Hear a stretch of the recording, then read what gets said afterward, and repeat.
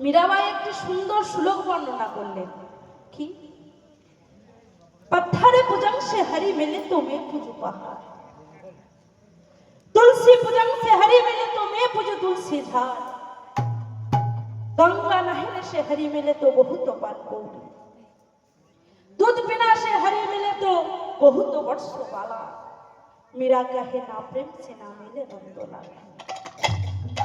ओ बाबा प्रेम छाड़ा भक्ति छाड़ा भालोबासा छाड़ा আমার গোবিন্দের কৃপা মেলে না। গোবিন্দকে পেতে হলে মনের মধ্যে ভালোবাসার দরকার, অনুরাগের দরকার। মীরাবাই বললেন পাথর পূজন সে হরি মিলে তো मैं पूजू পাহাড়। ও বাবা শুধুমাত্র পাথরে রাধা গোবিন্দকে পুজো করলে যদি গিরিধারী কৃপা পাওয়া যেত, মীরাবাই বললেন আমি ওই পাহাড় পর্বত দেশে গিয়ে বড় বড় পাহাড়কে পুজো করব, তাহলে আমি সবার আগে গিরিধারীর কৃপা পাবো। আর কি বললেন তুলসী পূজন সে হরি মিলে তো मैं पूजू তুলসী ঝাড়। বাবা তুলসীর গাছে জল দিলে যদি গোবিন্দ কৃপা পাওয়া যেত, ওই তুলসীর মালা কণ্ঠে ধারণ করলে যদি গোবিন্দ কৃপা পাওয়া যেত, মীরাবাই বললেন আমি ওই তুলসীর গাছ আস্ত তুলে আমার কণ্ঠে ধারণ করব, তাহলে সবার আগে আমি গিরিধারী কৃপা পাবো। হরি বল। আর কি বললেন গঙ্গা নহে না সে হরি মিলে তো বহুত পান কৌড়ি। ও বাবা আমরা বলি না গঙ্গা স্নান করলে আমাদের দেহ শুদ্ধ হয়ে যায়, মন শুদ্ধ হয়ে যায়। যেমন বাবা কুরুক্ষেত্রের যুদ্ধে অর্জুন শ্রীকৃষ্ণকে বলেছিলেন সখা সখা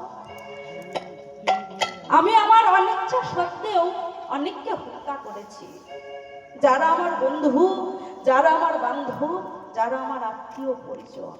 সখা সখা গো আমার তো অনেক পাপ হয়েছে, তাই আজ আমার মনে বড় ইচ্ছা, আজ আমি গঙ্গা স্নানে যাব, আমায় একটু নিয়ে যেতে পারবে সখা? বাবা অর্জুন কত বড় ভক্ত দেখুন, অর্জুনের রথের সারথি হলেন আমার গোবিন্দ। রথটা চালিয়ে নিয়ে যাচ্ছেন গোবিন্দ, আর মনে মনে ভাবছেন অর্জুন অর্জুন তোমাকে আজ একটু শিক্ষা দেওয়ার আছে আমার। এই বলে একটা ঘাটের সন্ধানে চলে যাচ্ছে। ও বাবা আঘাটায় তো আর স্নান করা যায় না, স্নান করতে হলে একটা ঘাটের প্রয়োজন হয়। আঘাটায় যদি আপনি স্নান করতে যাবেন দেখবেন পায়ে কাঁচ ঢুকে যাবে, নাই কাটা বেঁধে যাবে, যাই হোক কিছু একটা হবে।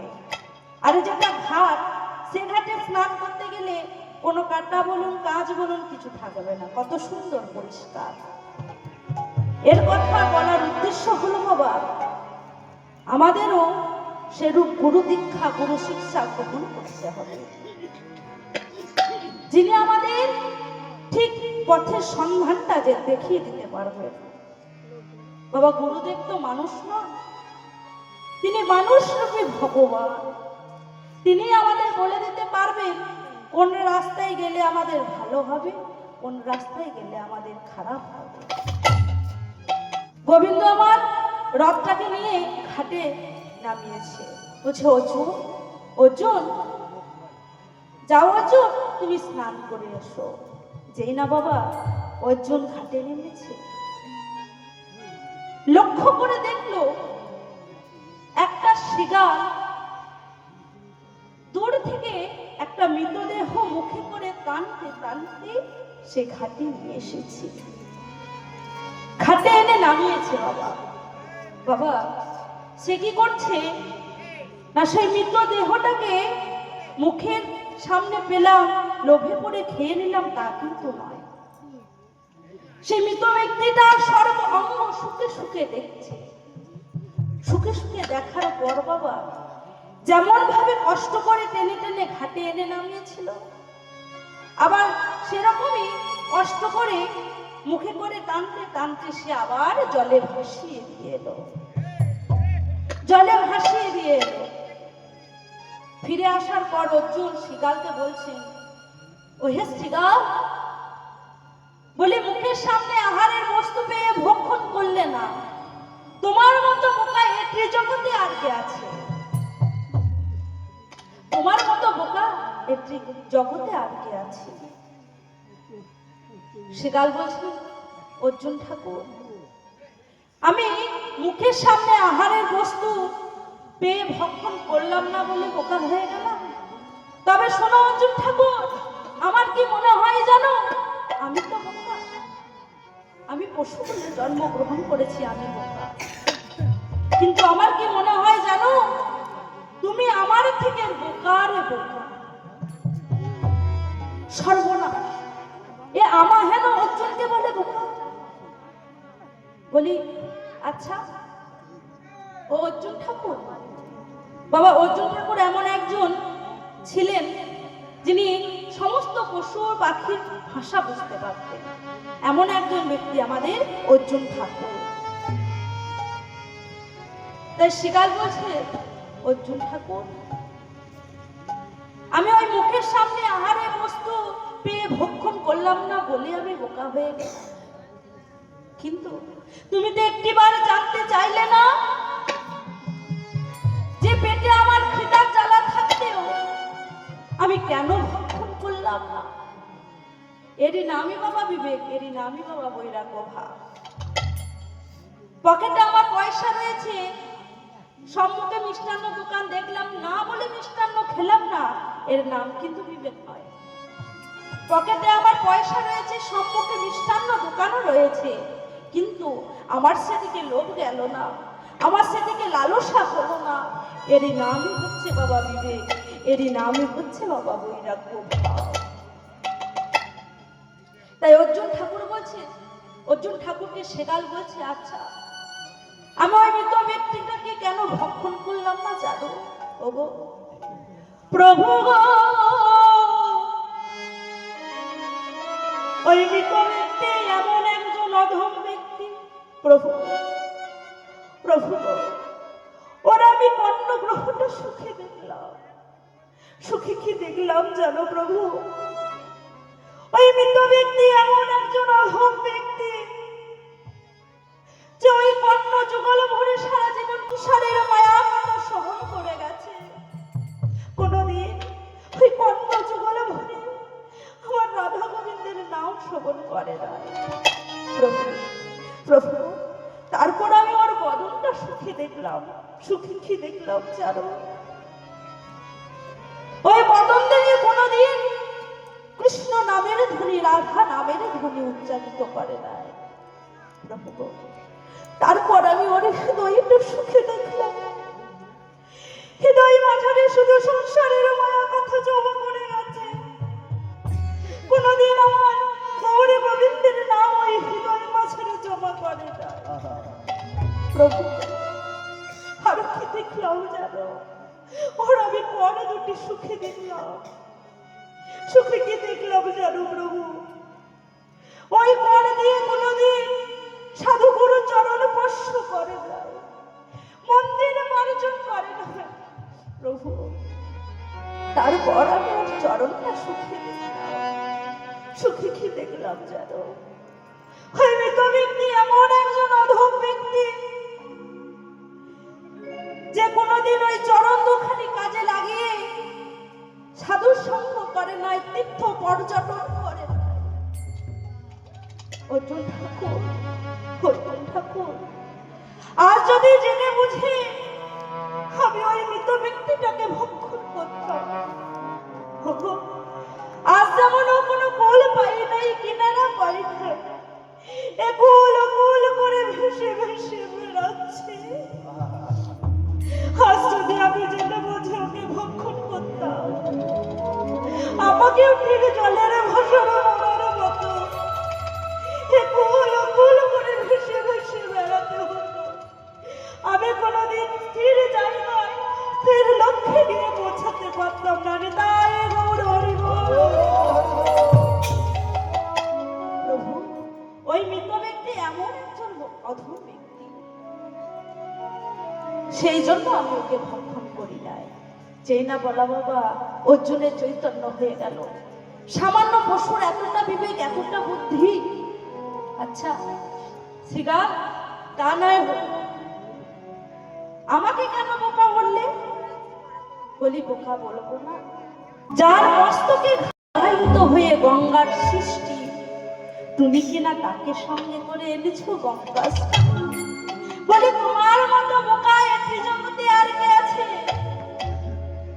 ওগো ওগো অর্জুন ঠাকুর, যদি তোমার ওই দেহ শুদ্ধ করতে চাও, যদি তোমার ওই মন খানা শুদ্ধ করতে চাও, তবে চলে যাও সেই গোবিন্দের চরণে আশ্রয় করো, ভাগবত চরণ আশ্রয় করো, তাহলে তোমার দেহ শুদ্ধ হয়ে যাবে, মন শুদ্ধ হয়ে যাবে।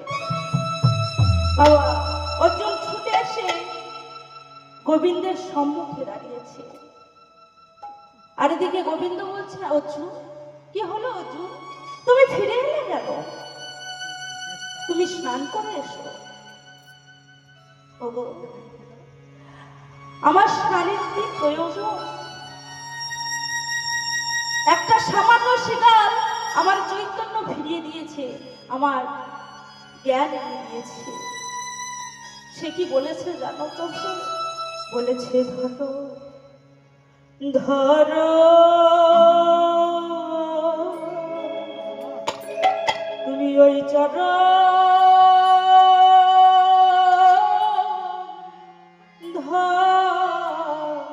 ধরো,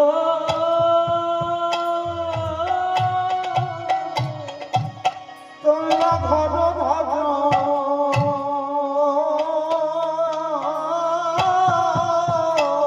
হরি বল হরি বল হরি বল।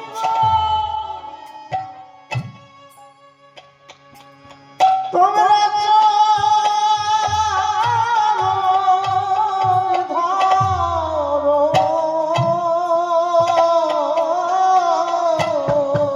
দয়াময়, তোমার দেহ মন প্রাণ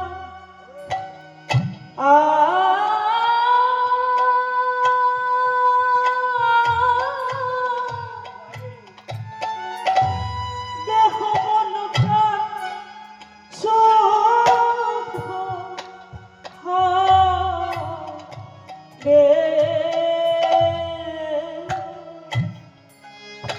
তুমি ধরো ধরো ধরো চলো ধরো, তোমার দেহ হরি বল হরি বল।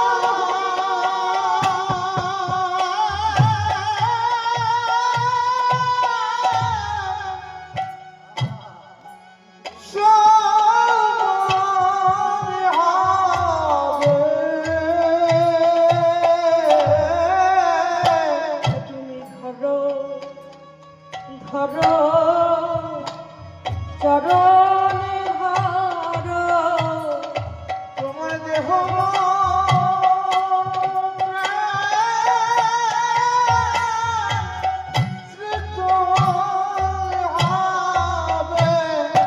ধরো ধরো চরণে ধরো, তোমার দেহ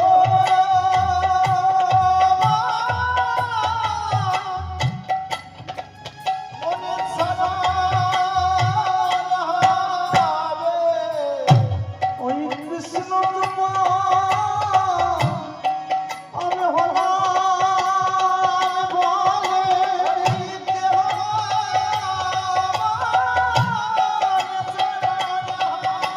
তোমার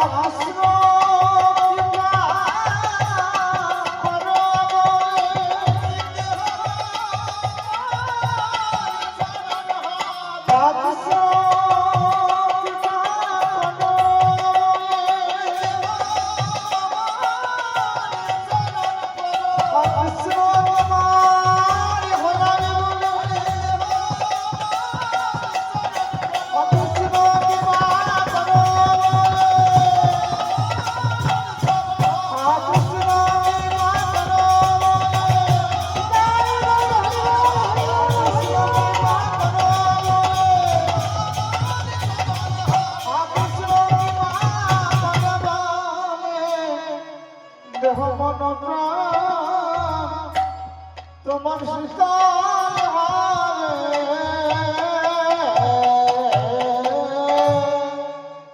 বলেন গঙ্গা নাহে সে হরি মিলে তো বহুত পান করবে। বাবা, গঙ্গায় স্নান করলে যদি আমাদের মন শুদ্ধ হয়ে যেত, সবার আগে পান গৌরী, তারা তো বাবা সারাদিন গঙ্গার জলে ডুব দিচ্ছে আর উঠছে, তাহলে সবার আগে তারা গোবিন্দকে পাবে তো। আর কি বললেন? মীরা কাহে না প্রেম সে না মিলে নন্দলালা। ও জি, প্রেম ছাড়া ভালোবাসা ছাড়া কোনোদিন আমার গোবিন্দের কৃপা পেলে না। তাই ভগবানকে ভালোবাসতে হবে নিঃস্বার্থ প্রেমে ভালোবাসা। তাই আজ গোবিন্দ আমার বাঁশি বাজিয়েছেন, আরো একজন সেবন করেছেন কে না, তিনি কৃষ্ণের লীলা সহকারিণী মা যোগমায়া। বৃন্দাবনে যার নাম হলো গরিমা। তিনি জানতে পারলেন গোবিন্দ আমার যমুনার পক্ষে নাবিক সেজে নৌকা বিহার করবে। তাই শ্রীমতী রাধারানীকে আনতে চলে যাচ্ছে কোথায় গো? জটিলার